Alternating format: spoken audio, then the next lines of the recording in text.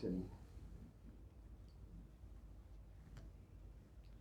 جناب ہاشم جو رسول اللہ کے جد تھے ان کو ہاشم کیوں کہا جاتا ہے، اور ان کے دسترخوان کے بارے میں ہاں آپ ہمارے ناظرین کو کچھ بتائیے. ٹھیک ہے. ہم حاضر ہیں بریک کے بعد. جی جی ناظرین، ہم حاضر ہیں بریک کے بعد اور چلتے ہیں قبلہ کی طرف اور ان سے سوال کرتے ہیں. جی قبلہ، جناب ہاشم جو رسول اللہ کے جد تھے ان کو ہاشم کیوں کہا جاتا ہے، اور جو ان کا دسترخوان تھا جو بہت مشہور تھا اس کے بارے میں ہمارے ناظرین کو کچھ بتائیے. اچھا دیکھیے، یہ دونوں چیزیں جو ہیں وہ آپس میں جڑی ہوئی ہیں. ہاشم ہونا اور ان کے دسترخوان کی وسعت. یہ ہاشم، میں نے جیسے عرض کیا پروگرام کے آغاز میں کہ حضرت کے دو القابات ہیں، ایک حرم کا چراغ اور دوسرا اندھیروں کو منور کرنے والا. تو اسی طرح ہاشم جو نام ہے وہ ہاشم کہا بھی اس وجہ سے جانے لگا اور اس کی شہرت بھی اس وجہ سے ہوئی کہ جب قحط آیا مکے میں، اور ظاہر حاجی تو آتے ہی تھے مکے میں حج کرنے، اور کعبے کے متولی بھی یہ تھے، کیئر ٹیکر بھی یہ تھے. تو یہ ایک امیر و کبیر خاندان تھا، تجارت کرتے تھے اور انبیاء کے وارث بھی تھے. تو ان کے پاس تبرکات انبیاء بھی، کعبے کی چابیاں بھی، کنجیاں بھی اور دیگر مواریث انبیاء بھی تھے. اسی طرح ان کے پاس دولت بھی تھی اور اونٹ بھی تھے، تجارت بھی ہوتی تھی. تو اس دور میں جب تجارت ہوتی تھی اور جب قحط پڑا تو تب بھی حضرت ہاشم کے پاس کئی اونٹ تھے، اور شاید ان کی تعداد سینکڑوں میں تھی.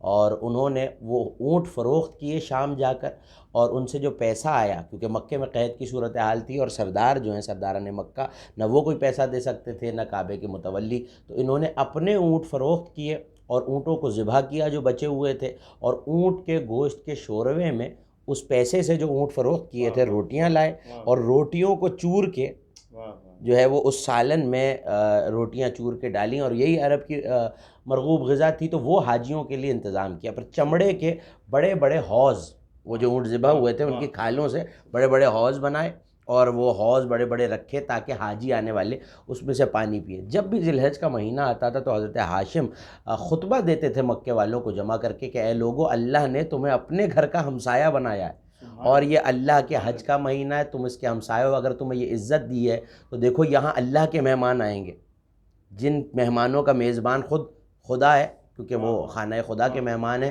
تو دیکھو ان کی عزت کرنا، اور مہمان کی عزت ہر ایک سے زیادہ ہوتی ہے.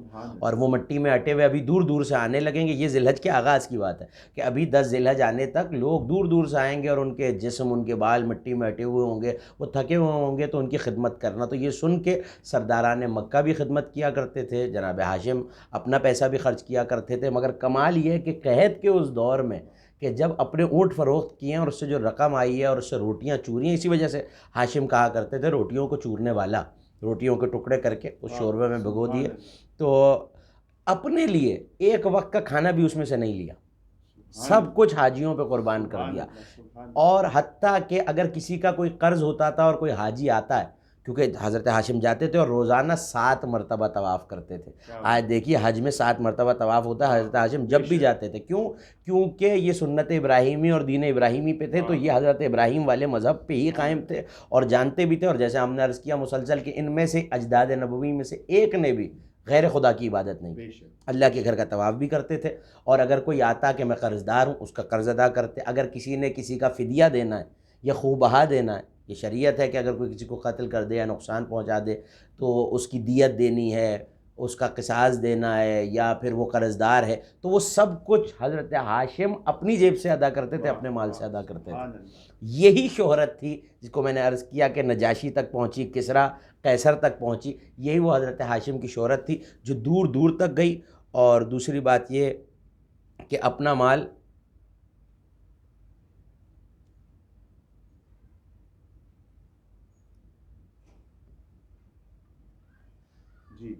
اور یہی وہ شہرت تھی جو دوسرے بادشاہوں تک پہنچی. اور اسی سخاوت کی بنیاد پر اور نور مصطفیٰ کی بنیاد پر لوگوں میں یہ شہرت پائی کہ ہاشم تقسیم کرنے والے ہیں.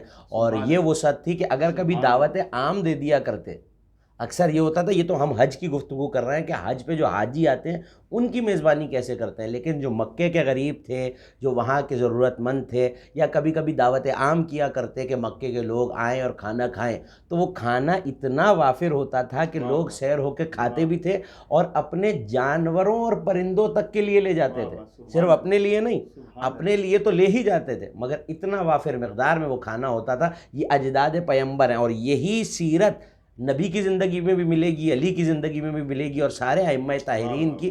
تو اگر کوئی یہ سوچتا ہے، ظاہر ہے امامت کا منصب اور اخلاق حجت اپنی جگہ ہے، لیکن یہ خرچ کرنا، امت کو کھلانا، اللہ کی بندوں کی خدمت کرنا، یہ اجداد پیمبر اور اجداد بنی ہاشم اور حضرت ہاشم کی سیرت میں چلا آ رہا تھا، جو بنی ہاشم کے خون میں لوگوں کی ضیافت کرنا موجود تھا۔ جی بہت خوب، بہت خوب جی۔ ناظرین، بہت ہی خوبصورت گفتگو کر رہے تھے اجداد پیغمبر کے موضوع پر۔ اب ہمارے پروگرام کا وقت ختم ہوتا ہے۔ اپنے میزبان خاور رضا نقوی کو اجازت دیجیے، خدا حافظ۔ بہت اچھے ٹائم سٹاپ کر دیں۔ بہت اچھے ٹائم پہ ختم ہو گیا یہ۔